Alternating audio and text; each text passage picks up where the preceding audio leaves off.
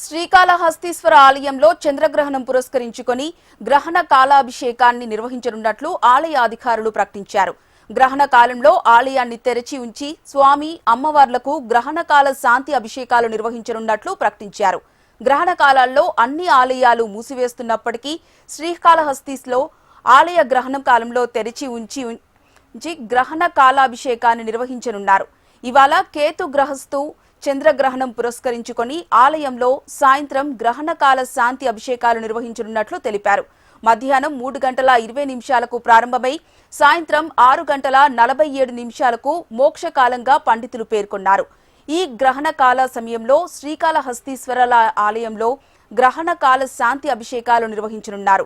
గ్రహణ కాలంలో భక్తులకు దర్శనానికి అనుమతించనున్నట్లు ఆలయ అధికారులు తెలిపారు.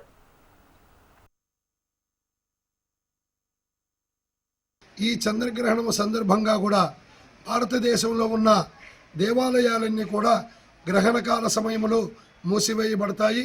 శ్రీకాళహస్తీశ్వర స్వామివారి ఆలయము గ్రహణకాల సమయంలో ఆలయము తెరిచి ఉంచి విశేషంగా శ్రీ స్వామి అమ్మవార్లకు గ్రహణకాల శాంతి అభిషేకము అత్యంత వైభవంగా కూడా నిర్వహించబడుతుంది.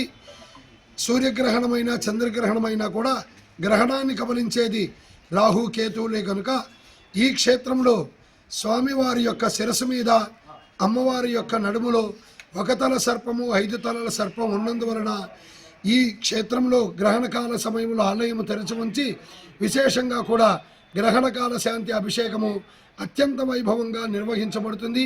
ప్రతి భక్తుడు కూడా ఈ గ్రహణకాల సమయంలో ఏమీ కూడా భుజించకుండా స్నానమాచరించి పూజా మందిరంలో కూర్చొని భగవంతుడి యొక్క ధ్యానము చేసుకొని గ్రహణము విడిచిన పిమ్మట మరలా స్నానమాచరించి శివాలయానికి వచ్చి శ్రీ స్వామి అమ్మవారు దర్శించుకున్నట్లయితే ఈ గ్రహణకాల దోషాలన్నీ కూడా తప్పకుండా నివృత్తవుతాయి.